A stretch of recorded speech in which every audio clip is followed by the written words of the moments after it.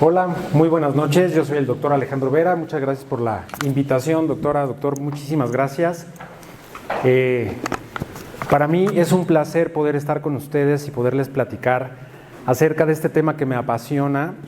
Y en este momento me siento justamente como el doctor Graf cuando explicó al mundo de los radiólogos qué es el método Graf. Entonces ya sé qué sintió el doctor. Entonces, listo, vamos a empezar. Esta charla se llama Displasia de cadera, revisión clínica radiológica con un demo en vivo. Este tema es impresionantemente tan debatible a nivel mundial porque ha tenido tantos cambios en tanto los conceptos y la literatura a revisar. Entonces, bueno, no tengo ningún conflicto de interés para esta charla y el objetivo de esta charla es conocer la fisiopatología de la displasia de cadera, correlacionar los factores de riesgos asociados a esta patología, las bases fundamentales para un diagnóstico oportuno y el protocolo de tratamiento. Todo el mundo está acostumbrado a que tomamos los libros como vengan porque nos los han metido a fuerza en la formación y normalmente siempre utilizamos la literatura americana, a los gringos, porque crean todo, clasificaciones, definiciones y todo, y para nosotros es muy práctico. Los gringos crean este Instituto Internacional de Displasia de Cadera con el fin de homogeneizar el conocimiento y poder decir qué es displasia y cuándo no es displasia, y términos en medio de todo esto. Entonces, los gringos dicen, o este instituto dice, que la displasia de cadera es una inestabilidad o laxitud de esta articulación que afecta a muchos niños y que incluye desde una inestabilidad hasta una luxación completa de la misma. Este instituto tiene esta casuística en donde prácticamente la displasia de cadera es rara, ¿ok? Y obviamente sigue siendo la causa número 1 de colocación de prótesis de cadera por estas secuelas de esta enfermedad y sigue siendo la causa más frecuente de artrosis en hombres y mujeres mayores de 50 años. Me eché un clavado a la revisión bibliográfica de nuestro país y me encuentro con estos números y la última actualización que tenemos es de 1962. Y vean, sigue siendo una casuística extremadamente bizarra, con números gigantescos en donde la displasia de cadera sigue siendo una enfermedad rara y extraña. ¿Ok? Vean, sigue representando el 7.8% de los padecimientos ortopédicos de hospitales pediátricos y sigue siendo una enfermedad rara, 2.6 por cada 1000 caderas luxadas en 10,000 recién nacidos vivos. Eso no tiene ni noción. Entonces, ¿qué sabemos de displasia de cadera? Rápidamente, ¿alguien me puede, así con términos muy sencillos, qué es displasia de cadera? ¿Alguien me puede decir?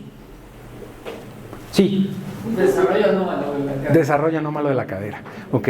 Un desarrollo anómalo de la cadera y muchas definiciones que vamos a encontrar, falta de congruencia, falta de crecimiento, etcétera, etcétera, etcétera, ¿ok? Todo el mundo nos explica, desde que entramos a medicina, nos explican que la displasia de cadera se basa en factores de riesgo y que siempre, desgraciadamente, le toca a las mujeres, a la primer embarazo, porque viene pélvica, porque viene macrosómico, porque tiene peso alto al nacer, el oligohidramnios, ¿ok? Sí, efectivamente, todos estos factores de riesgo están asociados a la enfermedad, sin embargo, todos se juntan en un solo punto importante, la mecánica, ¿ok? Sí, efectivamente, todos estos tienen relación y por eso puse este conjunto de imágenes en donde a su mano izquierda tenemos a personas de África y a su mano derecha tenemos a los indios navajos. Con estas dos imágenes me gustaría hacer rápidamente una pequeña encuesta. De estas pares de imágenes, ¿quién cree que tiene displasia? ¿Los indios navajos o los africanos? ¿Quién vota porque tienen displasia? Los africanos. ¿Nadie? ¿Y los indios navajos? Ok. ¿Y eso saben por qué o nada más votamos porque sí? Exactamente. La posición de las piernas que tienen estos pequeños de África prácticamente están haciendo lo que el cerebro a nuestro nacimiento nos programa para poner esta posición de flexión y abducción de caderas para poder generar crecimiento. Y los indios navajos, al ser una sociedad que está en fríos extremos, mantienen aducto de caderas, extensión de las mismas y aparte los amarran, ¿no? Entonces, bueno, no vamos muy lejos, México lo hace, ¿no? Todavía tenemos personas de estas sociedades en donde amarlo de taco, se va a enchuecar, ¿qué creen? Se va a enchuecar, ¿ok? Aún así lo va a hacer, el gen ovarofisiológico empieza desde que nacemos hasta casi el año y medio de vida y entonces nos vamos a enchuecar, ¿hecho? Entonces, efectivamente, en África casi no ven displasia. ¿hecho? Por otros factores. Y los indios navajo prácticamente todos. Un poquito del crecimiento y desarrollo de la cadera. Esto es una armonía sincrónica entre estas dos fisias de crecimiento altamente especializadas. Recuerden, la fisia de crecimiento es un cartílago que se dedica exactamente a darnos la forma como nos vamos a quedar óseamente toda nuestra vida. Entonces, para que esta funcione, el fémur tiene que estar en perfecta sincronía con el acetábulo para que pueda crecer tanto el fémur como el acetábulo. Y lo mismo viene del otro lado. ¿Ok? Si no existe esta sintonía, ahí viene la displasia. Entonces, el doctor Graf hasta el 2021 que se le quitó el grillete y las esposas para poder publicar su trabajo, ¿ok? Ya nos expone la fisiopatología de esta enfermedad con cortes histológicos de niños que murieron y entonces hizo estos cortes para poder identificar todas las estructuras de la cadera y cómo es la displasia con estos cortes histológicos. Y vean, en una cadera no luxada presentamos las mismas capas de la fisis de crecimiento exactamente iguales, desde su capa de reposo hasta su zona de osificación con la formación de hueso endocondral. ¿Ok? Y prácticamente se ve de esta manera. ¿Ok? Tenemos del lado derecho, cómo esta sincronía entre estos dos genera un paralelismo perfecto entre esas dos fisis de crecimiento que va a generar, pues valga la redundancia, la formación o el crecimiento de esta estructura. ¿Qué pasa entonces en la displasia de cadera? Bueno, en la primera etapa, los condrocitos columnares entre estas dos fisis de crecimiento están oblicuas. En la segunda, se empiezan a perder los núcleos de esas mismas, empiezan a perder forma, y en la tercera etapa es una lesión totalmente irreversible. Entonces, fíjense, a su mano izquierda tenemos esta sincronía perfecta entre estos condrocitos columnares, entre las dos estructuras. Esto es una cadera sana. Pero vean cómo empieza la etapa 1 de la displasia. De hecho, se ve oblicua y entonces empiezan a perder estos núcleos, ¿ok? Creo que tengo un señalador por acá, sí. Entonces, vean cómo se pierde, se hacen oblicuos, se cizallan estos condrocitos y empiezan a perder su forma, núcleos, y se hace todo un caos. Para que en la tercera, aquí está un poquito encimada, pero aquí vean cómo empieza a perder la conformación hasta tener un daño totalmente irreversible. Entonces, para que quedemos muy claro en este tema, la displasia anterior, primero se le llamó luxación congénita de cadera. Sabemos que no tiene nada de congénito, es crecimiento, por lo tanto se le cambia el nombre y se queda displasia del desarrollo de la cadera. Y con estos términos que acabamos de conocer, displasia y crecimiento seguirá siendo un pleonasmo. Por lo tanto, hay que quitarle una parte más a ese nombre o a esa definición. Nos vamos a quedar ahora con displasia de cadera. ¿Ok? El nombre correcto actual es displasia de cadera. Esta gráfica la hice con la intención de poder dar a conocer el potencial de crecimiento que tiene el acetábulo en las primeras 4 semanas de vida, y eso es muy importante conocerlo porque forma parte del protocolo de tratamiento actual de la displasia de cadera. Vean como desde el día 0 tenemos un crecimiento exponencial de la misma y baja en las primeras semanas. 4 semanas se mantiene con una meseta, 8 semanas 2 meses, y a partir de las 12 semanas disminuye. Y si le seguimos con la gráfica, ya cuando tenemos un año, el acetábulo deja el proceso de remodelación. Y esto es muy importante porque anteriormente decíamos que el diagnóstico de la displasia de cadera, o no importaba, lo hacíamos a los 3 meses y decíamos, no importa, creciendo va a mejorar, y le poníamos arneses y le poníamos pañales y le poníamos, ¿y qué pasa? Displasia residual, ¿ok? Entonces, si hacemos esta captura de estos pacientes en estas fechas, en estas etapas del crecimiento, vamos a tener mejores resultados. Entonces, recuerden, ¿el examen físico es muy importante en la valoración del recién nacido? Sí, ya todo el mundo lo conoce de examen nacional, maniobras de Barlow y Ortolani. Mi pregunta aquí es, ¿son diagnósticas? ¿Alguien me puede decir o alguien cree que sean diagnósticas estas maniobras? Sospecha, ¿quién dice sospecha? ¿Quién dice diagnósticas? Sospecha, ok, muy bien. Pues efectivamente las maniobras de Barlow y Ortolani actualmente son factor de riesgo, nada más. ¿Hecho? Y los pediatras pues obviamente se dedicaron a decir, bueno, ¿y por qué no decirle, pues yo lo hago y yo creo que con eso queda, ¿no? Entonces se dieron cuenta que mientras más hacían la maniobra, y la enseñaban, mayores efectos negativos tenía esa maniobra sobre el niño, porque al médico en formación se la enseñaban y la seguía reproduciendo enseñada, y entonces los niños tenían displasia. ¿Hecho? Entonces, ¿qué dijeron? Bueno, lo vamos a agregarle un ultrasonido después de esto para que ya esto mejore, y entonces ya no tiene valor.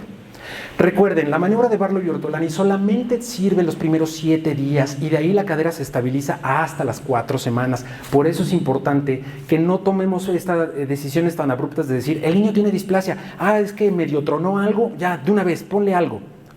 Calma, ¿ok? Calma. Hay que darle las primeras 4 semanas para que podamos nosotros decidir y efectivamente con un ultrasonido de cadera después, entonces ahora sí decir, ¿tiene displasia o no? Ya no hay que fiarnos de las maniobras de Barlow y Ortolani. Entonces vean aquí, ¿ok? Solamente se van a considerar factores de riesgo. ¿Hecho? ¿Qué dice la Academia Americana de Pediatría? Repito, seguimos leyendo a los gringos, ¿ok? Entonces, los gringos solamente hacen revisión a las 2 semanas, a los 2 meses, 4, 6, 9 y 12 meses. ¿Hecho? A todos les hacen maniobras de Barlow y Ortolani y dicen, siempre y cuando tengan limitación a la abducción de caderas, y dicen que el ultrasonido pues no es tan bueno, porque es operador dependiente y entonces pues no nos va a dar una imagen correcta, ¿ok? Y sí tiene factores de riesgo, ¿hecho? Ahora díganme en esta vida que no es ser operador dependiente. Venir aquí, prendimos el coche y nos venimos para acá. O sea, si no manejamos, no llegamos. Eso es ser operador dependiente. Toda nuestra vida es operador dependiente. Que nuestro cerebro no esté programado para eso es diferente, ¿ok? ¿Qué dice el mundo sobre el screenaje a todos los niños de displasia de cadera? Vean. Canadá y Francia solamente utilizan ultrasonido selectivo. Estados Unidos no cree en él y simplemente tenga antecedentes de alguien con displasia o ya francamente tenga displasia. En Austria y Alemania realizan tamizaje universal a todos los bebés a las 4 semanas, no importando factores de riesgo, usando ultrasonido de caderas con método Graf desde 1991 con excelentes resultados. En este país se erradicó la displasia. ¿Ok? Entonces, ya entrando en materia y la parte importante, ¿qué es el método Graf? El método Graf es un procedimiento ortopédico, ¿ok? Que es no invasivo, sin radiación, altamente reproducible, no es operador dependiente y sirve para el diagnóstico oportuno de displasia de cadera.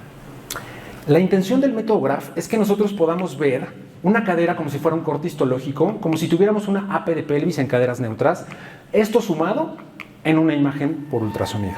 Exactamente en esta misma posición, porque nuestro cerebro es capaz de entender mejor esta imagen. Digo, ustedes son expertos en imagen y están acostumbrados al plano radiológico estándar que ustedes ya conocen, ¿hecho? Pero hablando de anatomía, la anatomía es más fácil viendo, pues, cómo es el plano anatómico, ¿hecho? Entonces, nuestro cerebro entiende más una cadera en esta posición que verla en el plano horizontal, ¿hecho? Entonces el método Graf utiliza, como estamos viendo ahorita, un ultrasonido lineal, una cama de Graf que está diseñada para que el niño esté en decúbito lateral, en la posición conjunta a las rodillas, que no salgan de la mesa, y un brazo para evitar todas las translocaciones del ultrasonido que nuestra mano pueda fallar. O sea, evitar lateralizaciones, cefalizaciones, caudalizaciones, y solamente sirva para rotar. ¿Hecho? Y de adelante a atrás se hace un movimiento y prácticamente esta imagen, a lo que quiero llegar es que si encontramos la superficie anatómica correcta y pongo el transductor, la imagen sale en automático. Eso significa. ¿Hecho? El método Graf, para poderlo hacer, necesita hacer forzosamente esta imagen en esta posición, en esta forma, y cuenta con 2 listas de verificación muy importantes. La lista de verificación 1, tenemos que encontrar todas estas estructuras, ¿ok? Y si no las encontramos, no puedo pasar a la siguiente lista de verificación, ¿ok? Muy sencillamente, empezamos de abajo hacia arriba: borde osteocondral, cabeza femoral, repliegue sinovial, cápsula, labrum, techo óseo, techo cartilaginoso, lower limb, turning point. Si no veo ninguna de estas estructuras, y la más importante de todas estas es el lower limb, si no lo veo, y aparte el plano estándar, entonces no puedo continuar. Una vez que cuento con mi lista de verificación número 1, entonces ahora me baso en la número 2, que es el lower limb, repito otra vez, el plano estándar, que es la línea recta que genera el ilíaco, y el labrum, ¿ok? Que es la zona anatómica que todo mundo decía en la fisiopatología de la displasia que el labrum se invertía y que cambiaba. El labrum es una estructura tan chica que cuando yo opero la cadera ni siquiera la encuentro. ¿Por qué? Porque al momento de hacer la artrotomía para la limpieza de la cadera, entonces ya la rompí. ¿Ok? Entonces, si veo estas estructuras, me va a servir a mí como puntos de referencia para generar las líneas que nos van a dar los ángulos famosos que todos ustedes aquí conocen. El ángulo alfa y el ángulo beta. El ángulo alfa, bony roof, el ángulo que me va a decir la medición del techo de hueso o el techo óseo.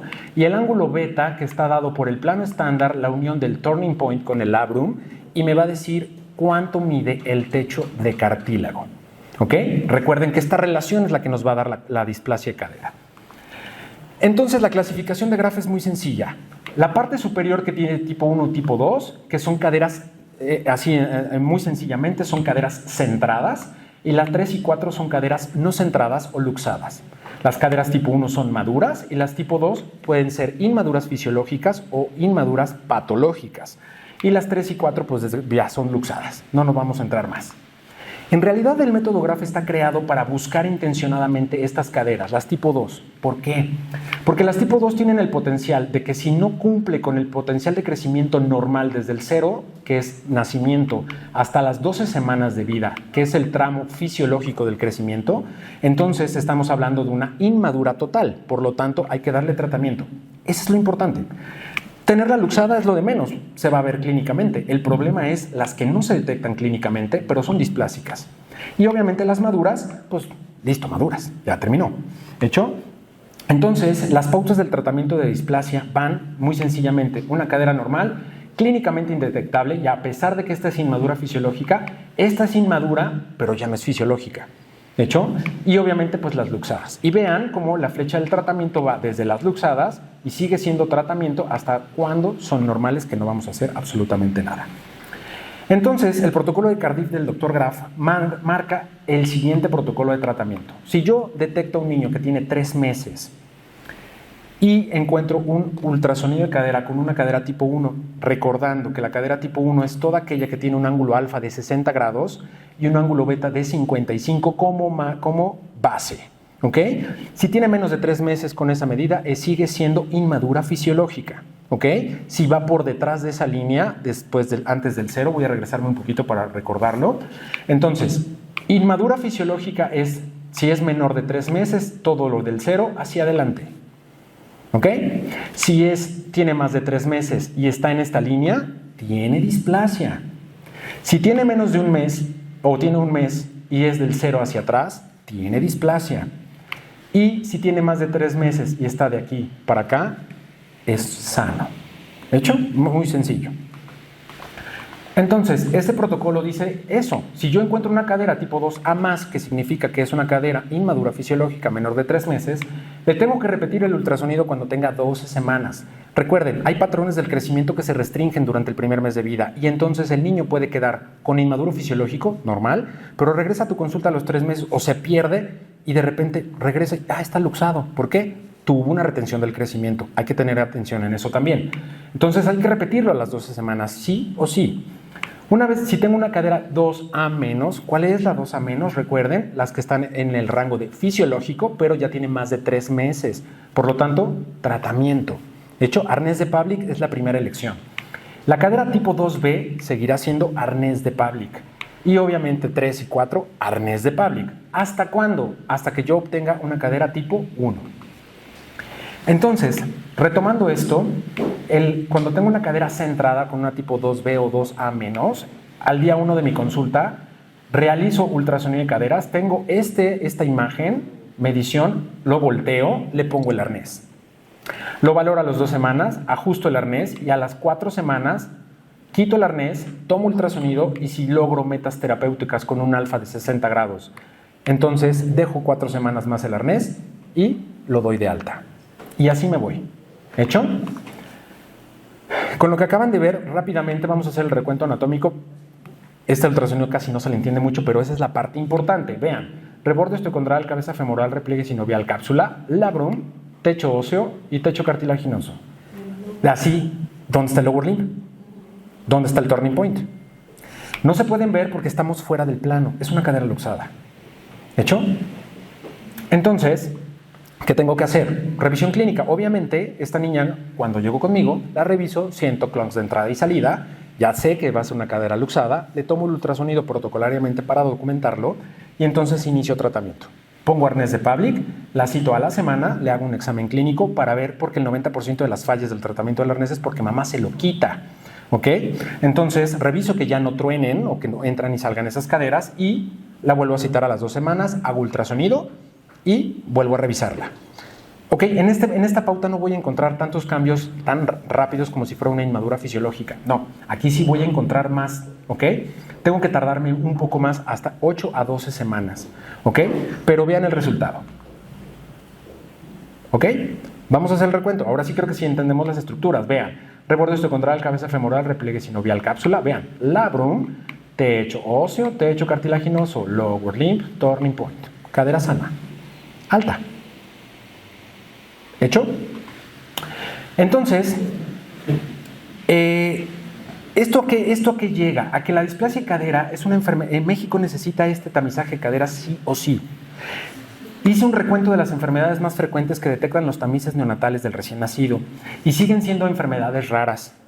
La más frecuente, bueno, seguirá siendo la cardiopatía 12 cada 1000 y las oftalmológicas, que es la catarata congénita 13 por cada 10,000 y el hipotiroidismo congénito en las metabólicas y bueno. Pero ya vieron las caderas, 25 caderas por cada 1000. Entonces, al ser una enfermedad del crecimiento, tenemos que tamizarlos. Entonces, con este afán se crea la Asociación Mexicana de Displasia y Ultrasonido de Cadera, AMDUC, con la intención de hacer modificaciones a la Ley General de Salud para que nosotros podamos, ahora sí, obligar a que nuestros niños reciban este tamizaje y evitemos complicaciones en la vida adulta. Entonces, bueno, ya aparecimos en la Cartilla Nacional de Vacunación entre el primer y cuarto mes de vida. Bueno, de eso la fecha está mal, porque por eso les puse la gráfica. Recuerden que es hasta los 3 meses. Pero bueno, de no aparecer a aparecer, bueno, aparecemos mal, pero aparecemos. De hecho, esa es la parte importante de esto, ¿ok? Ya tenemos que ahora sí obligar a que nuestros niños reciban un tamiz de caderas para evitar todas estas complicaciones. Entonces el doctor Graf, que aquí se los presento, el doctor Graf viene y nos entrena a los ortopedistas pediatras para que todos manejemos el mismo método, los que estemos interesados en displasia de cadera. Y entonces él viene y nos entrena con el fin de que todos manejemos el mismo lenguaje como él lo tiene descrito, no modificaciones, no cambios. Y recuerden, los ángulos alfa y beta son del método Graf. Utilizarlos con otros métodos no es válido. ¿Hecho? Entonces, bueno, nosotros somos AMDUC. Nosotros nos entrenamos justamente con él para ofrecer este servicio de ultrasonido de caderas.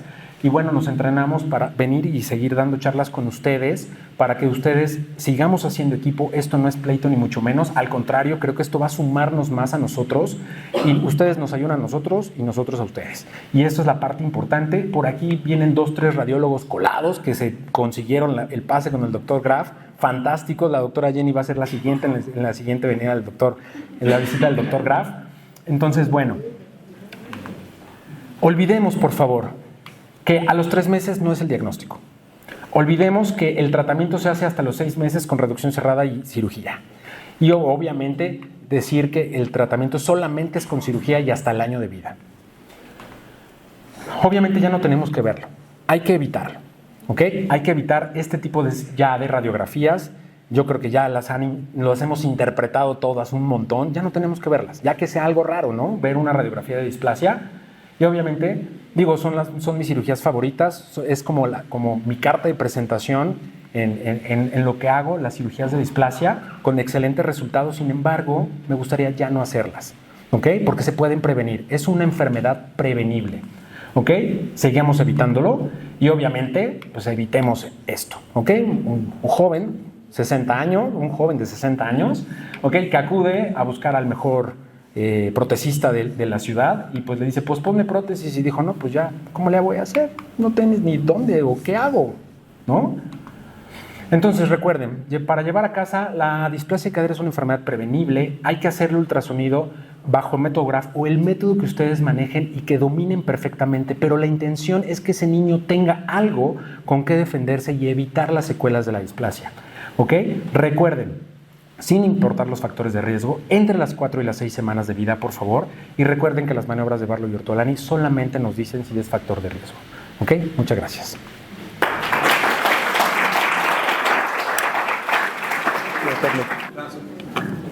Hola. Bueno, después de tan excelente plática, yo sí quiero empezar por agradecer al colegio la invitación, pero más que nada la dinámica. Porque cuando doy esta plática nunca tengo ortopedistas, entonces ahora tengo que pensar una forma diferente de decir lo que digo sin ofender al clínico presente. Entonces, no es cierto.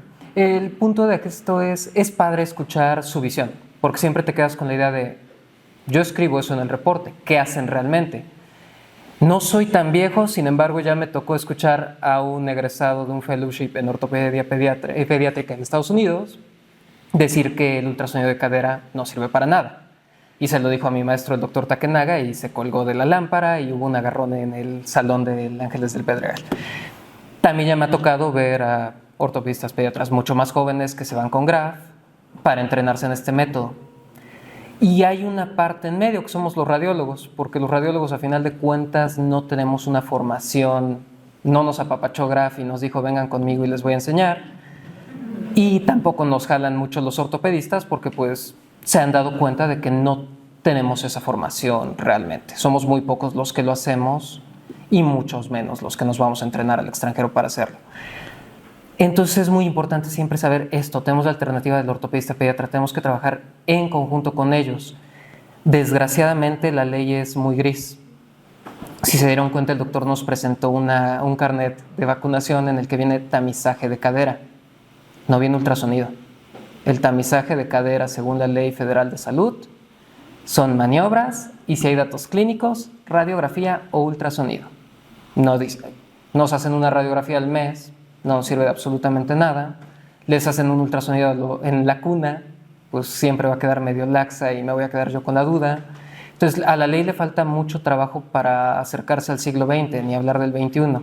Entonces, por eso es importante el rol de los radiólogos, porque son pocos ortopedistas pediatras, somos mucho menos radiólogos pediatras. De hecho, me parece que hasta el año pasado éramos 80 en todo el país, entonces es un poquito complejo.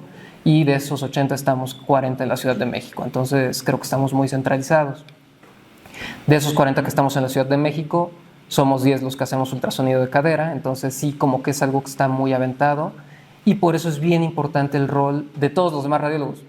Neuroradiólogos, aquellos que tienen alta especialidad en corazón, aunque digan que los pediátricos les dan asco, etcétera. Todos tenemos que saber lo básico, y lo básico es lo que explicó Graf, porque es lo más reproducible y porque es con lo que más fácilmente nos vamos a entender. Sin embargo, normalmente mi presentación lleva lo de Graf, ya me dieron baje, entonces vamos a hacer un pequeño retroceso, vamos a hablar de los métodos.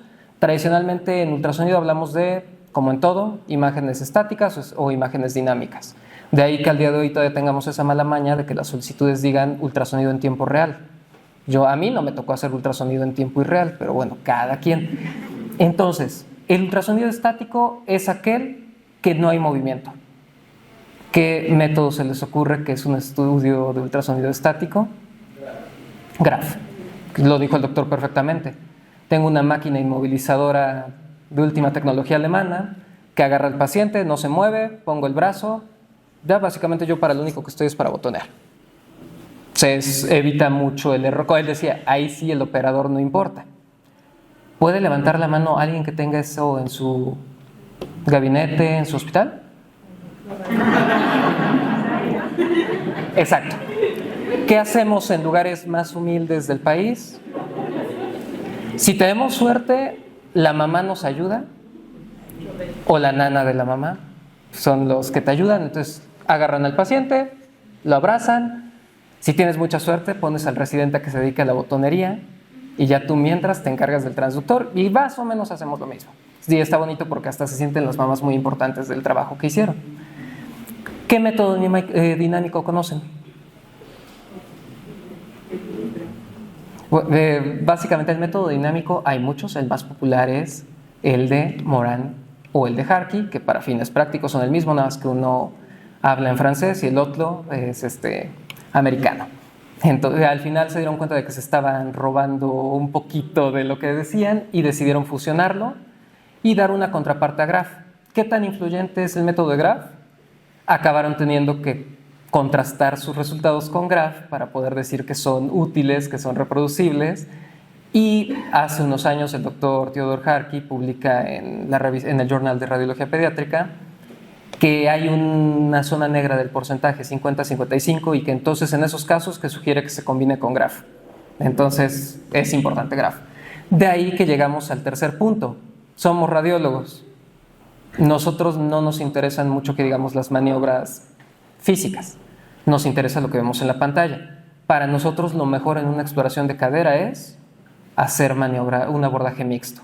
Usar el mejor método para comunicarnos, que es Graph, pero tener métodos de backup que nos permitan decir, uy, esto estuvo muy borde, no tengo la capacidad de hacer esa exploración física, el ortopedista no me puso ni una nota de por qué me lo mandó, entonces no tengo su número para hablarle, entonces vamos a juntar todos los datos que podamos, porque no quiero acabar aquí enemistado con la ley, ¿va? Entonces, supongamos que ya hablé yo de Graph, afortunadamente el doctor ya nos lo dio mucho mejor de lo que lo pude haber dado yo, y entramos a los siguientes métodos.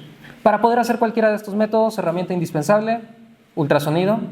Compren muchos ultrasonidos aquí a nuestro patrocinador de equipo. Transductor, lineal, siempre lineal. Si alguno de ustedes ha visto las imágenes originales de Graph, cuesta creer que fueron lineal. De hecho, no es con un lineal lo primero que hizo. La tecnología lo alcanzó y afortunadamente se supo adaptar el doctor. Y en algunos centros lo hacían contrapesoidales, pero realmente lo ideal es transductor lineal. ¿Qué transductor lineal? La respuesta que me decía mi maestro es el que tengas, porque normalmente no tenemos la fortuna de tener 18, 15, 9, 14, no. Normalmente tenemos el 12-5, creo que todos en nuestros centros tenemos 12-5 sí o sí. Yo normalmente es el que prefiero utilizar, sin embargo acuérdense que como todo en esta vida, penetración, profundidad, los niños te van a llegar de 6 meses porque a la mamá se le olvidó que tenía que hacer el tamiz que le pidió el ortopedista. Te van a llegar de 7 días porque el neonatólogo se puso un poquito enloquecido porque venía con factores de riesgo. Y entonces tienes que adaptarte. Con el de que tiene 7 días y no tiene nada de profundidad, el 18 me queda sensacional. Con el que ya viene de 6 meses y me obligan a hacer esto, prefiero usar un 9, un 10 y ya con eso trato de llegar. Idealmente les digo, usamos el 12 o el 14, que son los que yo uso más. Entonces, bueno, vamos a hablar de estos otros métodos. Miren, si me dejaron el apuntador. Muy bien. Los métodos son el morfológico de Rosendahl, que es un método estático donde vamos a describir mucho de lo que ya nos dijo el doctor, pero obviamente, como todo en la literatura médica, alguien se lo quiso volver a robar y publicarlo con otros nombres. Después tenemos el de cobertura de Moran y Harky, dinámico. Nos va a decir qué cantidad de esa cabeza femoral se encuentra dentro de ese techo acetabular. Y como bien les dijo el doctor hace rato, esa relación es de la que va a depender el desarrollo de la cadera. Finalmente, el de estabilidad de Clark, que es un método que también en algunos otros lugares le llaman de Tergensen. Y bueno, hay una infinidad de métodos. Suzuki es otro que me viene a la mente, pero son menos difundidos. El método de Rosendahl nos va a hablar de las características del techo y los bordes acetabulares. Y según el desarrollo de los mismos, vamos a hablar de una cadera normal, una cadera inmadura o una cadera displásica. ¿Qué me gusta de este método? No necesitas hacer nada más que tomar la imagen. Te vas a dar cuenta de qué tiene. Entonces, vamos con lo primero. Esto de acá, en este lenguaje, es el techo acetabular. Esto de acá es el margen. Si se dan cuenta, esto parece una aleta de tiburón, está anguloso, nos puede sacar el ojo. Y esto de acá es el techo, que está cóncavo. Esa se considera una cadera bien desarrollada según Rosendahl. Después tenemos aquí un margen redondeado. Vean cómo no está tan prominente. Y aquí vemos cómo cae de una forma lineal, bien recto. Ese es un techo plano y por lo tanto se considera inmadura. Esta normalmente la tenemos que ver antes de los 2 meses. Aquí hay otra cosa. Uno en el que tenemos un margen convexo con un techo plano, un borde plano. Y bueno, aquí pueden ver una cosita que no describe el método, pero es una cabeza femoral que está completamente fuera de lugar y por lo tanto está evitando que se haga ese moldeamiento adecuado. Finalmente, aquí tenemos algo que creo que ni se necesita describir, no se ve, está completamente irregular. Aquí en donde debería estar el margen no se ve nada, aquí donde debería estar el techo se ve muy corto, y aquí donde debería estar la cabeza encontramos un montón de tejido graso, tejido pulvinar, que le va a complicar el tratamiento al doctor, porque cuando quiera hacer las maniobras, ese cojinete va a impedir que la cadera regrese a su concentricidad, que se mantenga estable, y entonces vamos a seguir con esto. Si el doctor no lo ve en 2 semanas, eso va a seguir empeorando. Entonces aquí pueden ver la cabeza, incluso una cabeza que no es redondeada, es una cabeza bastante fea. Entonces, ¿ese método requiere una gran habilidad? No. ¿Requiere conocer el plano estándar de Graf? Sí. Entonces, de nuevo, Graf como que siempre está ahí su sombra, larga. El método de estabilidad de Moran y Harky, básicamente, ¿qué porcentaje hay? Tenemos 3 grupos. Debajo del 50% de cobertura, terrible, displasia, porque la relación entre la cabeza y el techo no va a permitir que se desarrolle. Arriba del 55% de cobertura, excelente, va a permitir que se desarrolle adecuadamente y que lleguemos a esas características de Rosendal de una cadera bien desarrollada. Y finalmente la zona gris, 50-55. ¿Puede o no puede ser displasia? Puede que esté bien. ¿Qué tal salió el alfa? Bien, excelente, ya con eso me quedo, está excelente la cadera. Y aquí pueden ver, esta línea de acá nosotros le llamamos la línea base. Se tiende sobre el hueso ilíaco. El doctor quizás se esté infartando porque yo tomo las imágenes en horizontal. ¿Por qué? Porque si se me ocurre voltearlas, yo llevo todo mi entrenamiento desde que era R1 usando todas las imágenes en horizontal. Entonces, en el momento en el que me ponen vertical, me cruzan el transductor o me mueven el equipo de lado, yo me quiero infartar. Entonces, mejor me acostumbro a esto y listo. Línea base sobre el techo. Si les gustó cómo la tomé en vertical, tómenla en vertical, pero el punto es que pasemos encima del ilíaco lo más derechito posible y listo. Todo lo que se encuentra por debajo de eso, vemos esta cantidad de cabeza. Así a bote pronto podemos decir que más o menos 2/3 partes de la cabeza están debajo de esa línea. Si se dan cuenta, aquí hay una cortical que corresponde al techo acetabular. ¿Qué quiere decir? Que 66% de la cabeza está en una interacción cercana con el techo acetabular y por lo tanto va a estarse formando, se va a estar moldeando y va a ser esa forma perfecta que no tiene displasia. Esto de acá no importa, nunca he visto una que tenga 100% de cobertura, dudo que exista porque si no, no se movería mucho que digamos. Pero, oh sorpresa, menor de 50%. Línea base está un poquito inclinada, yo creo que dejé que le hiciera mi fellow. Entonces aquí podemos ver cómo quedaría por acá, por lo tanto tendríamos solamente esta cobertura. Ese sería el pedazo por debajo de la línea base, este sería el pedazo de acetábulo donde podría trabajar esa cabeza y por lo tanto nos va a dejar con displasia. Antes decían que si era displasia del acetábulo, se referían a esto. De hecho hay todavía una definición de displasia verdadera o displasia ecográfica. En la displasia verdadera es la que tiene datos clínicos en la exploración, además de datos positivos en imagen, y en la displasia acetabular se refería específicamente a lo que podemos ver los radiólogos que los demás no pueden ver porque no se sienten las exploraciones. Entonces, obviamente aquí, si se dan cuenta, la cabeza está elipsoidal, no esta que es una esfera perfecta no embona con esto. Eso es por la falta de congruencia articular.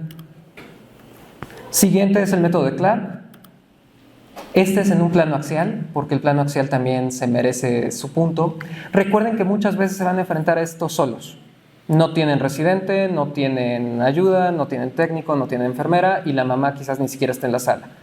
Ahorita verán en el demo cómo es que lo hacemos cuando nadie te quiere ayudar, que es un hecho en radiología pediátrica.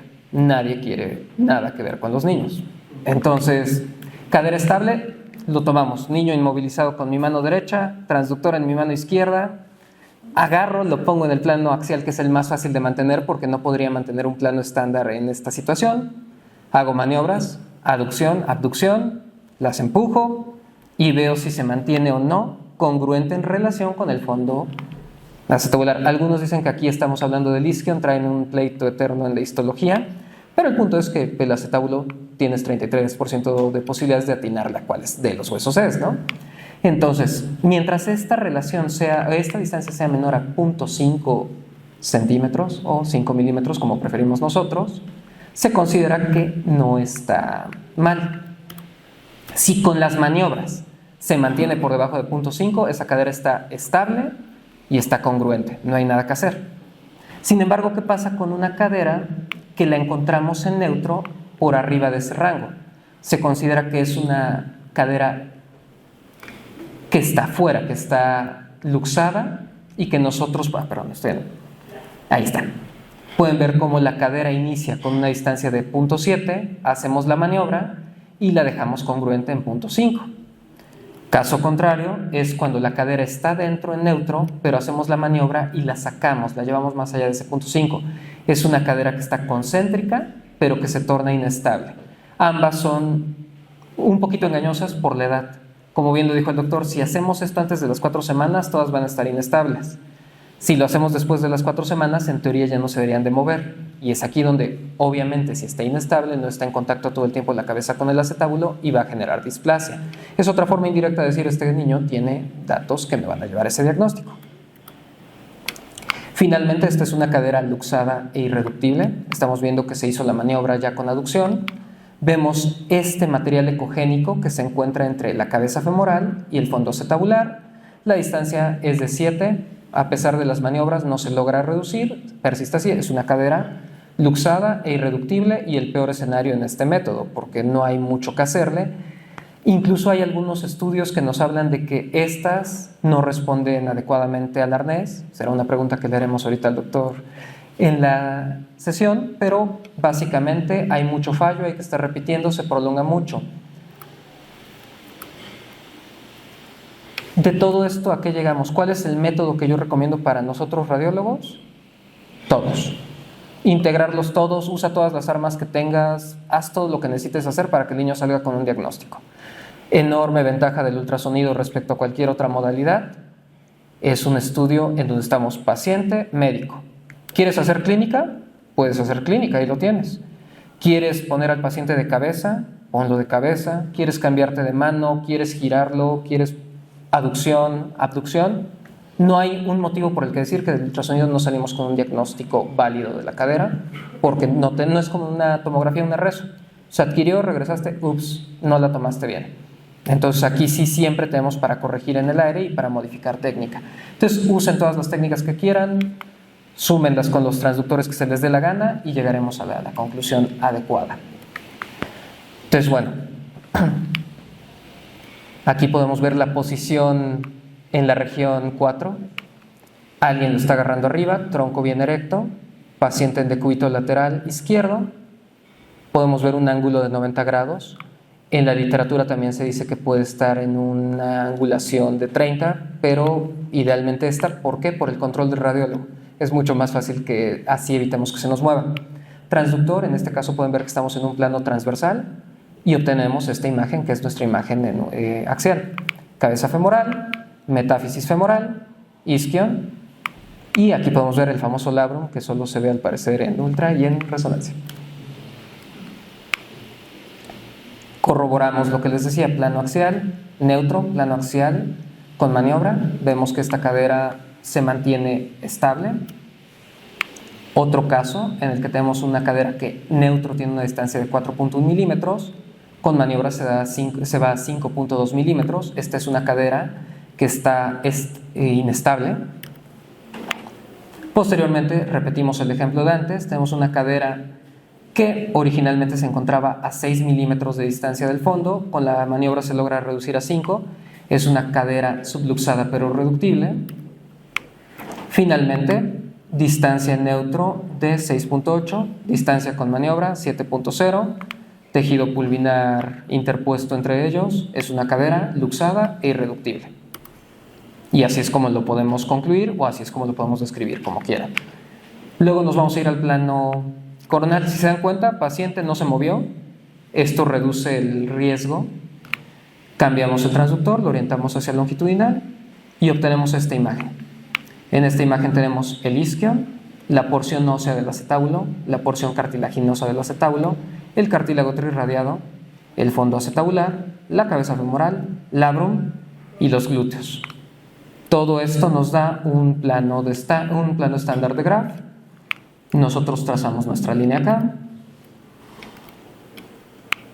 y podemos ver a la izquierda, nuestro ángulo alfa, 62 grados, nuestro ángulo beta, 40 grados, arriba de 60 el alfa, bien, ya no importa el beta en teoría, no tendría por qué estar fuera de ese rango normal, entonces ya no nos importa, y podemos ver una cobertura de 62%. Aquí mismo podemos tomar esto, está anguloso, está cóncavo, entonces tenemos 3 métodos integrados en tan solo una imagen que nos dicen que la cadera está bien, ya no hay más que hacerle. Aquí tenemos otro ejemplo, la famosa 2A, la que a mí me da más dolor de cabeza de todas porque afortunadamente ya se está estandarizando, pero antes esta era la que con mala suerte hasta acababa en cirugía si dejabas que se aprovechara el ortopedista. Entonces, tenemos un niño menor de 3 meses, esto es lo básico. Son displasias, sí, pero esta es fisiológicamente inmadura, es algo que en teoría debe de corregir, y por lo tanto vemos el alfa por debajo de los 60 grados. Perdónenme, sí. Aquí vemos el alfa de 58 grados, un beta de 42, en teoría el beta está bien, el alfa vemos que está ligeramente disminuido, tenemos la cobertura de 50%, entonces cae en la zona gris, vemos que este margen está redondeado, esto de acá se ve medio plano, tirándole a convexo. ¿Cómo está esta cadera? Luxada no, pero tiene datos de displasia.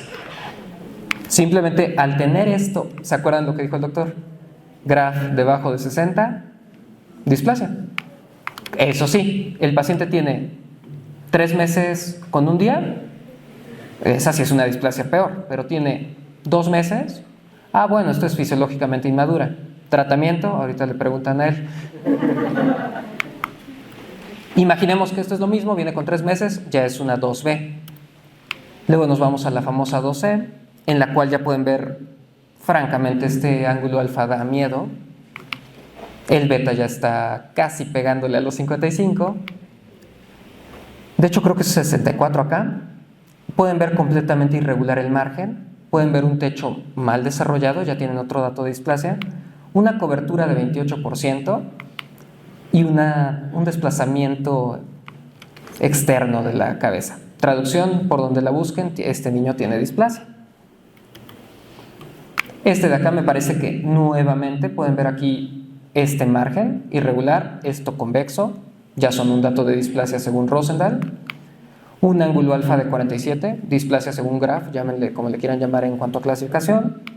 Y aquí entra, es el único momento en el que importa el beta arriba de 55. Cuando tiene 70 o más, nos vamos a encontrar con esta que es la tipo D. ¿De qué nos habla eso de la D? De que está completamente fuera de lugar o descentrada nuestra cadera. Entonces ven cómo el fémur se encuentra con tan solo una cobertura de 20% supuestamente, y eso generó todos los demás problemas. Estos ya fueron cositas mucho más graves. A veces te entercas en encontrar la relación a pesar de que no estás en el plano estricto porque quieres demostrar que no está bien. Entonces aquí pueden ver el ilíaco perfectamente bien desarrollado, el margen irregular, un techo que se ve convexo, cabeza desplazada, con poca cobertura, con un ángulo alfa menor a 60, cobertura menor a 31%, y esto de acá. Eso de acá, si lo ven, es más, ni siquiera necesitarían ver lo demás. Si esto aparece, ya es un dato de que hay displasia. Tejido pulvinar o grasa. No puede haber en la naturaleza humana un espacio vacío. La tipo 4, aquí otra vez, acuérdense, todos esos tipos se van a clasificar según el alfa. Ahorita les pongo un acordeón porque básicamente a la fecha sigo abriendo yo mi Radiology Assistant y buscando cuáles. Pueden ver el beta en 73 y de nuevo se quedó corto el techo la porción ósea del techo acetabular, se quedó irregular el margen, la cabeza femoral está espantosa, parece un cuadrado en lugar de un círculo,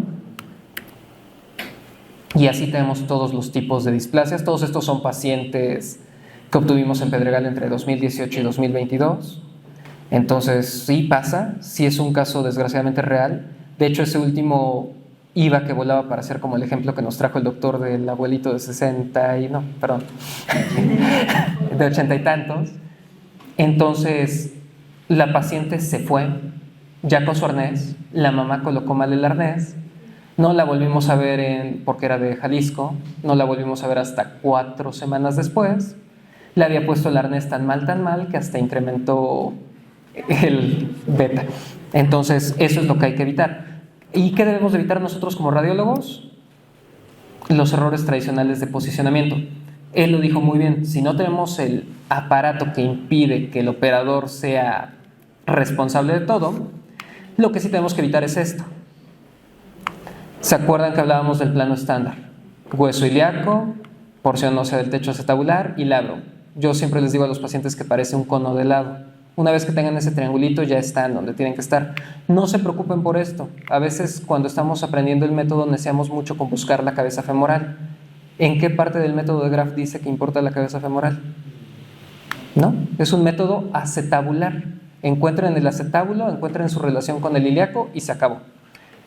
Entonces, ¿qué es lo que pasa? En lugar de quedarnos bien rectos, desplazamos la porción cefálica del transductor hacia anterior y entonces logramos que el ilíaco se proyecte hacia arriba.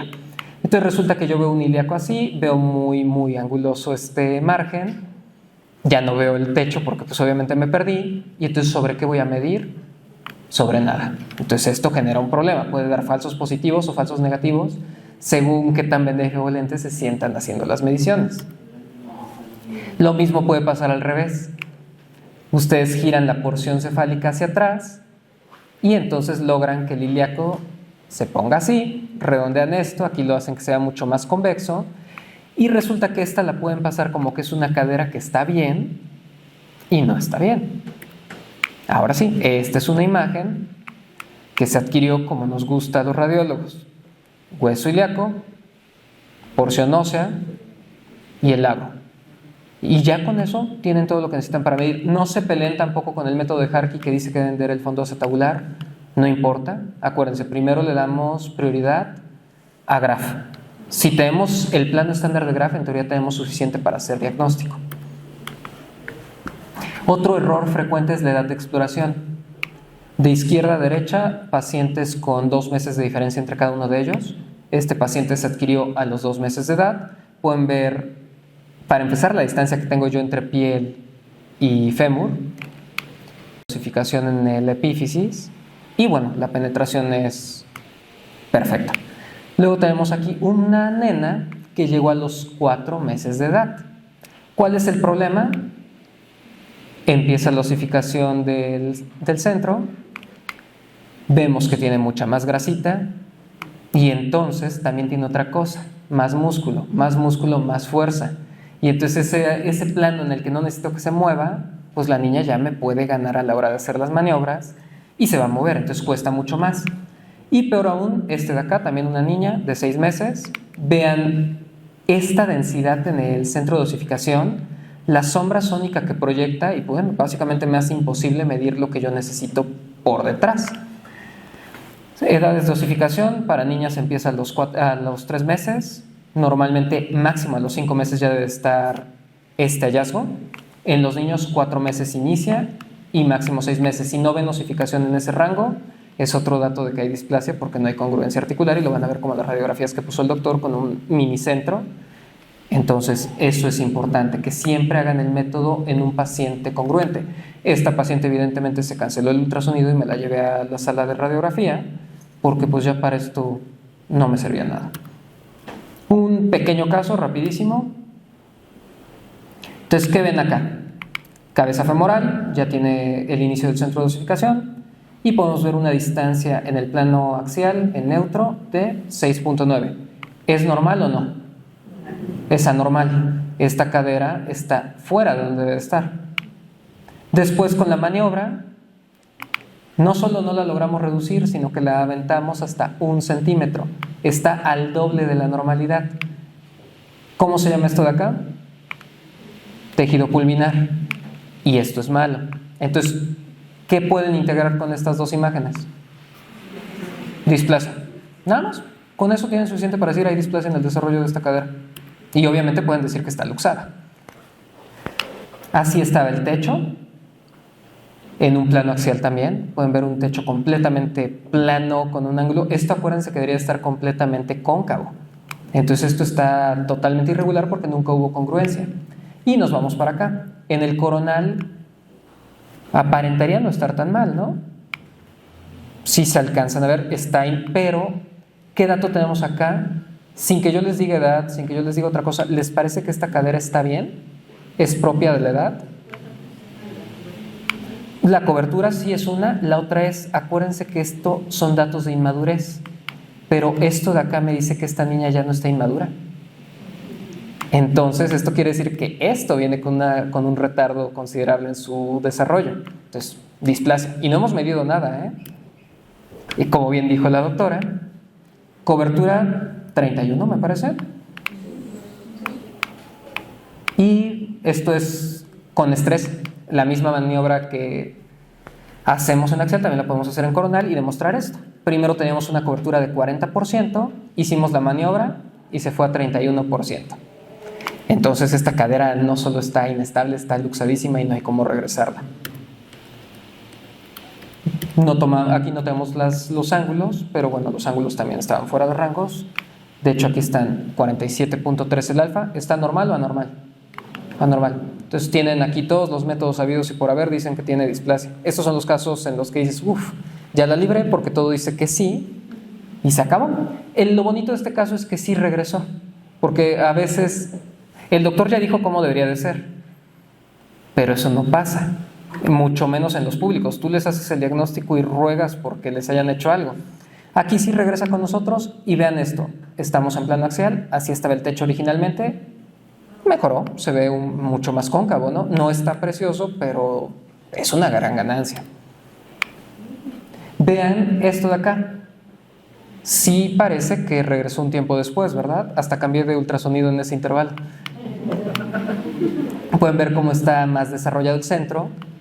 Pueden ver cómo esto ya está más anguloso. Aquí ya le creció un poquito más de porción ósea acetabular. Vean cómo disminuye la distancia acá. Y entonces nuestras coberturas ya están, bueno, nuestro ángulo está en 60 grados y nuestra cobertura está en 58%. Entonces, traducción, más vale prevenir que curar. Lo importante aquí es que lo diagnostique. No me importa si es el ecografista, el radiólogo, el ortopedista, el cirujano, me da igual quién agarre el ultrasonido y diagnostique mientras diagnostique esto a tiempo, porque ¿qué es lo que pasa con estos niños si no lo diagnosticamos alguno de nosotros? Lo van a llegar a como los describía Hipócrates, con una marcha extraña, porque pues tiene una dismetría porque está completamente luxada una. Entonces, osteoartritis temprana, reemplazos articulares múltiples en la vida de la persona y de repente tienen 35 años y ya van por su primer reemplazo. Entonces, como decía Erasmo de Rotterdam, más vale prevenir que curar. Muchas gracias.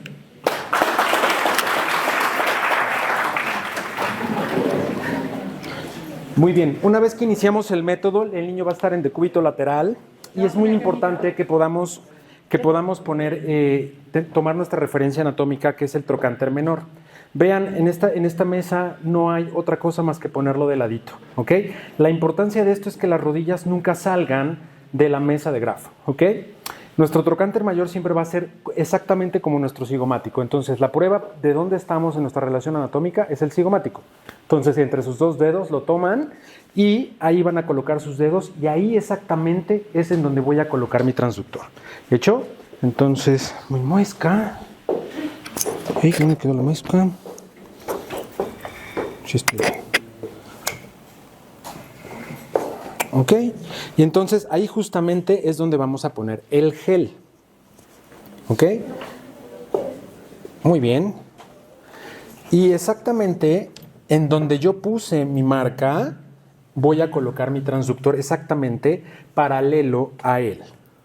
¿Ok? ¿Me puedes quitar el freeze? Ok, muy bien.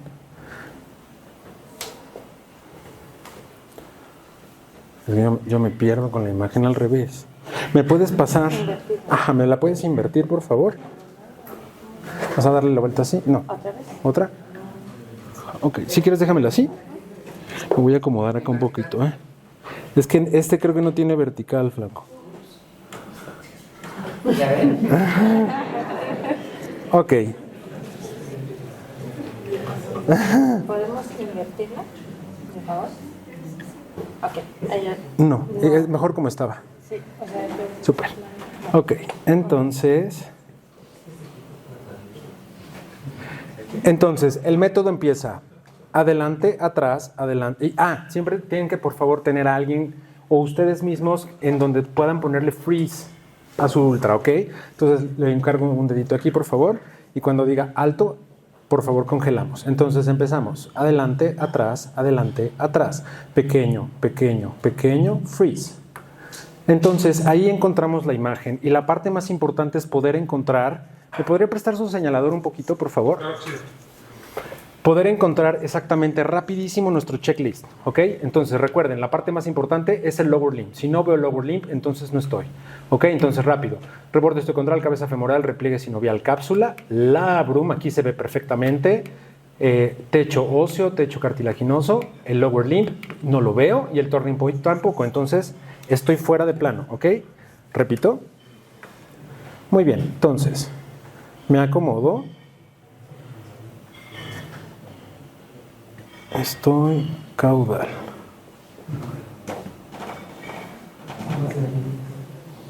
Ahí estoy. Freeze. Ahí estoy. ¿Hecho? Entonces, vamos a hacer rápidamente. Reborde osteocondral, cabeza femoral, repliegue sinovial, cápsula, labrum, techo óseo, techo cartilaginoso y ahora sí, el punto más brillante al final del ultrasonido, lower limb. ¿Ok? El cambio de la concavidad a la convexidad que deja una sombra acústica es el turning point, por lo tanto el ultrasonido viene aquí, cambia la forma y entonces deja una sombra. ¿Ok? Cuando el niño es muy pequeñito, antes de las 4 semanas, casi nunca lo vamos a ver. ¿Ok? Pero en lo aparte seguirá haciendo ver el lower limb. Si no lo veo, no estoy. ¿Hecho? Y entonces ahora la parte importante aquí es pasar nuestras líneas, la línea basal, ¿ok? El ángulo alfa y el ángulo beta del turning point al centro del triángulo.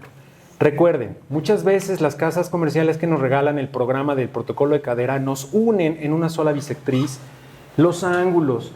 Graf tiene calculado que el 99 tiene un error del 99% del diagnóstico porque nuestros ángulos van a salir al revés. ¿Ok? Entonces, si las líneas compaginan en la ceja acetabular, todas están aquí, tienes un error diagnóstico del 99%. ¿Ok? Hay que tomarlo en cuenta. ¿Ok? Cadera derecha, terminamos. ¿Ok? ¿Me regalan un papelito? Sí.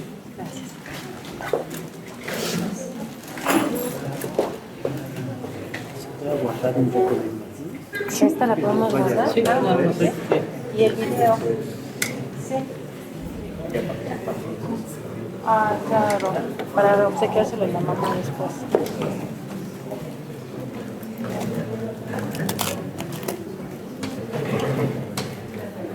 Y ya al final que grabemos las imágenes, hacemos las mediciones ya después de que las tengas para que ya no perdamos muchísimo tiempo y ya. Ven, cosita bonita. ¡Ay, qué cosa tan guapa! Hola, ya te voy a dejar de molestar, lo prometo.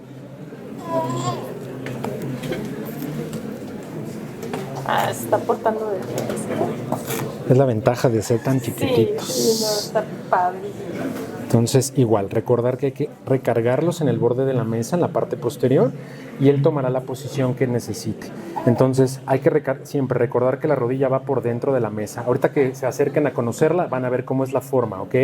Y la parte importante aquí es que si el niño me patea, no va a pasar absolutamente nada. Voy a seguir viendo la misma imagen. Entonces, recordamos nuestro cigomático y ahí es donde voy a poner mi gel. ¿Me regala un poquito de gel?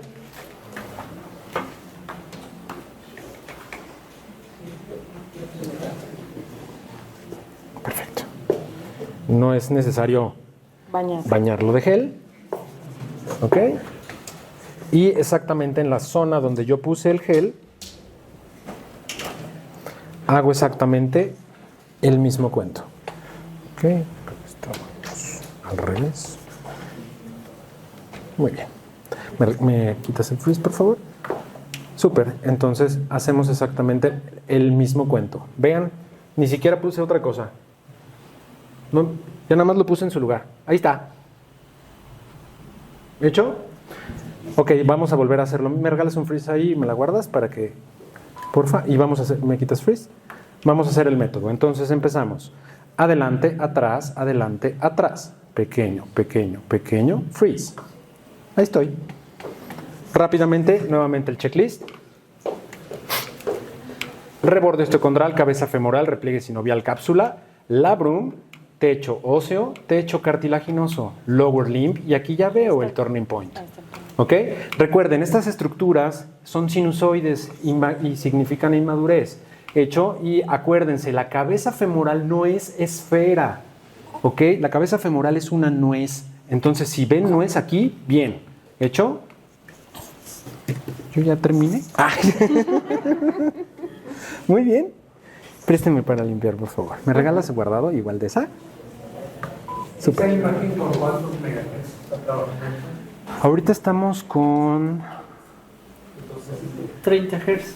30.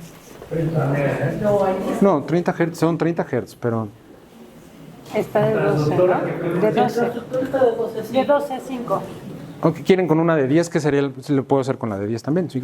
¿Puedes cambiarlo a 10? Principalmente por la imagen, ¿no? Este se ajusta automáticamente. Ah, se ajusta automáticamente. Entonces ya. Aquí no hay que estar ajustando los... Súper. Bueno, vean la diferencia. Bebé se mueve porque no tiene la cuna, no está inmovilizado. Entonces podemos poner también en la pantalla de allá, gracias. Entonces, ¿qué es eso? Estoy en plano transversal, eso es la cabeza femoral, ahí podemos ver el fondo y maniobras dinámicas. Está estable, pueden ver perfectamente. Y si pueden, Así para que se vean una y una, por favor. simultáneo. Gracias. Entonces, empiezo con el... Es raro estar viendo otra pantalla, pero Sí. ahí estamos con el bebé neutro. Voy hacia afuera, voy hacia adentro y hacia atrás. ¿Se luxó? No. Perfecto. Esas serían las dos primeras imágenes que yo tomaría.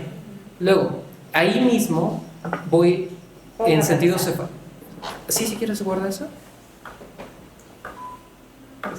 Ahora, voy en sentido cefálico y encontramos el techo.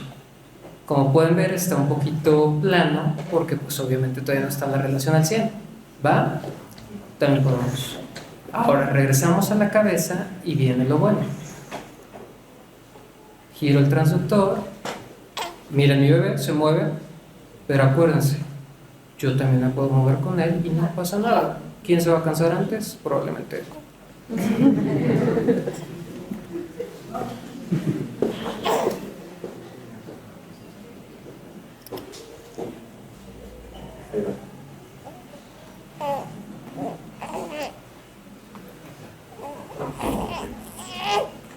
Ahí está. Ahí. Ujú. Guarda, congelamos. Y regresamos a... cosa muy... Ahí, el loop. Entonces ahí tienen la imagen. Sí, y esto fue con la mano izquierda. Imagínense si lo hubiera hecho con la derecha. ¿Qué te pasa? Gelecito para Digo, esto es en general la maniobra. Lo difícil es el lado izquierdo porque no estamos acostumbrados a usar este. De hecho, cuando yo empiezo a enseñar a los residentes cómo hacer solo los dejo que hagan la cadera izquierda, porque ahí pueden usar su mano derecha, porque si no nada más ves una serie de errores de no me ubico, no me encuentro, muevo hacia arriba y voy para abajo, y mejor así. Ahora vamos a ver el otro. Muy bien. Cosita hermosa. Sí.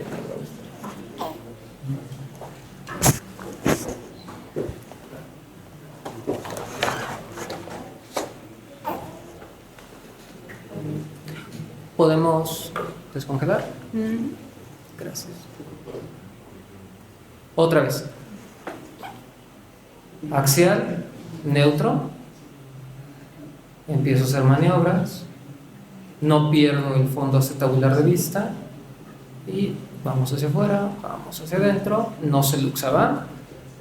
Me desplazo hacia arriba. Y encontramos el techo. Regreso abajo Y ahora les voy a hacer algo curioso. No, vean la muesca, ¿dónde estamos? Ahí. Aquí está la muesca del transductor. Muchas veces ya han regañado a alguien por dónde debe estar orientada. Si voy a explorar en plano coronal, debe de ir hacia arriba, ¿verdad? Pues no. ¿Cambiamos, por favor? ¿Por qué?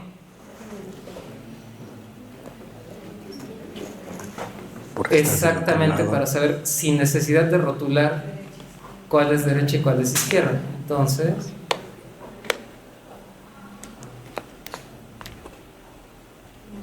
y congelamos. 5-1. Pero, de nuevo, cuesta mucho trabajo. Entonces, si pueden conseguirla, las vende. Ahora, sí me gustaría que hiciéramos una cosita bien importante que no hizo ninguno de los dos, pero aprovechando que tenemos una imagen, las medidas. Claro. Entonces, bueno, aquí tenemos, yo voy a medir la mía y él tiene que dar su. Cada quien su Frankie. Aquí en esta la que podemos ver, tenemos, no, podemos apuntar acá con la otra cámara hacia el display. Claro,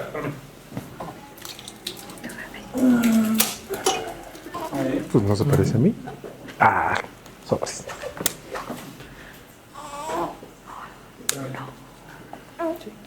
Ok.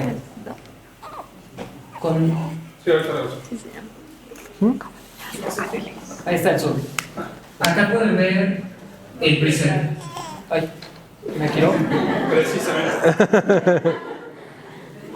Ahí estamos. Ahora está. Mira la coloco. ¿Qué preset tenemos? El cadera. Acá. Hacia acá podemos ver los presets más importantes. Ángulo de la cadera y uno que dice D minúscula, D mayúscula. Ese es el de Harvey.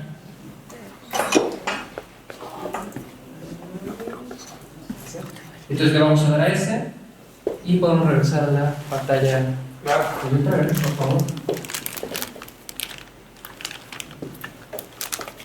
Ahora, cada equipo tiene su forma de hacer esto, pero básicamente lo que vamos a hacer es clic, clic, embonamos, básicamente cubre toda la superficie, clic, nos va a dar esta herramienta, línea base, la llevamos completamente recto, 51%, área gris.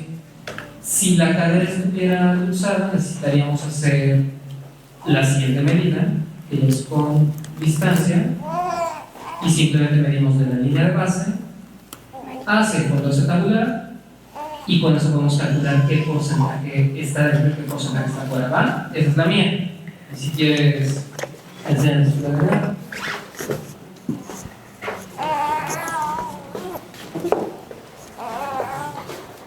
Muy bien.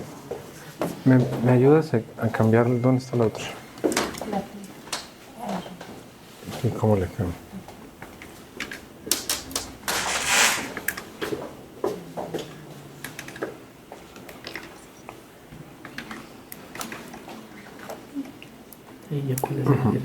Ese está bien. ¿Dónde está? Ok, ¿me puedes poner una línea basal de aquí hasta acá? Lo mismo en método graph, lo primero que tenemos que hacer es buscar nuestra línea base, que va a ser sobre exactamente el hueso ilíaco totalmente recto. Sí. Ahí está. Perfecto, una línea exactamente a 90 grados del hueso ilíaco. Sí, no importa, una línea recta. ¿Se puede? ¿Hecho? Sí es, o sea, no podemos para que lo vean ellos, ¿así? ¿O ya está? Ok, perfecto. De ahí vamos a hacer exactamente otra línea que sea el horizonte de el lower limb sobre las cejas de tabular. Bueno, aquí no la está marcando, no sé por Aquí qué. te ayudo si quieres. Sí, ¿no? Si quieres yo te ayudo.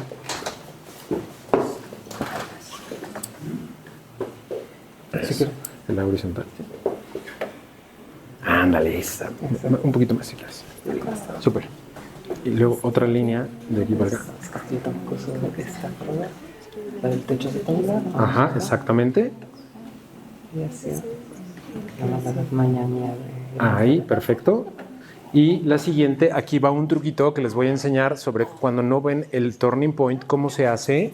Con su dedo gordo lo que tienen que hacer es pararse exactamente sobre el lower limb, ponen su dedo gordo y donde cambia la curva del dedo, ahí exactamente está la sombra acústica. ¿Hecho? Y entonces ahí vamos a poner la siguiente línea que va a ir aquí. ¿Aquí? Uh-huh. Sí, porque mira, ya termina. Hacia el centro del triángulo. Un poquito más arriba, exactamente en el vértice.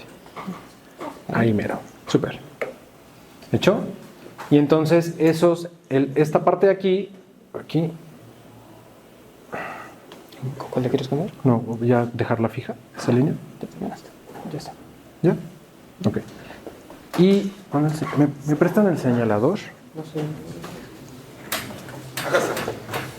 Ah, muchas gracias, te lo agradezco. Entonces, recordamos que el ángulo alfa va a estar exactamente en la intersección de la línea basal con la línea acetabular, el bony roof, y este de aquí es el que nos va a dar el ángulo alfa, ¿ok?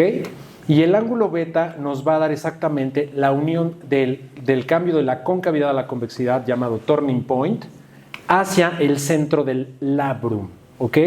Y entonces este de aquí es el ángulo beta. Recuerden, son ángulos que no tienen que ser iguales. A mayor ángulo alfa tiene que ser menor el beta, ¿ok? Un beta enfermo es siempre mayor de 55, ¿ok? ¿Sale, vale? Para que se acuerden de eso. ¿Hecho? Entonces, si ahorita saca... Bueno. ¿Hecho? Va. Solo como dato, muchos proveedores del equipo ya vienen con una herramienta que calcula sobre la línea base de los otros dos. Entonces va a ser relativamente frecuente que los encuentren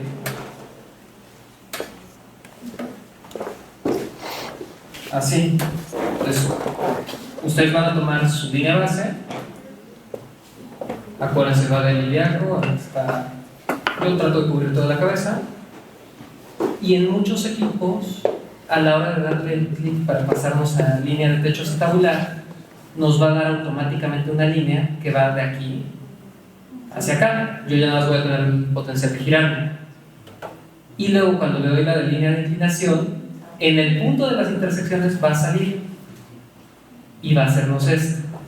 Entonces tengan mucho cuidado con dónde las ponen, porque cuando son tan cuadradas pueden enfermarlas. Ya vieron que los dos primeros métodos, medios por los dos, se habían salido bien, pero estas cositas donde te pones tan cuadrado, porque ya todas tienen un origen en común, hace que si fallaste en una medida, vas a fallar en las otras dos. ¿Por qué? Porque si pones mal la línea de techo tabular, la línea base, si no queda bien horizontal en un plano estándar adecuado, el equipo automáticamente toma las otras dos y ya salieron mal. Entonces tengan mucho cuidado con ese pitfall tecnológico. ¿Alguna duda? Nada.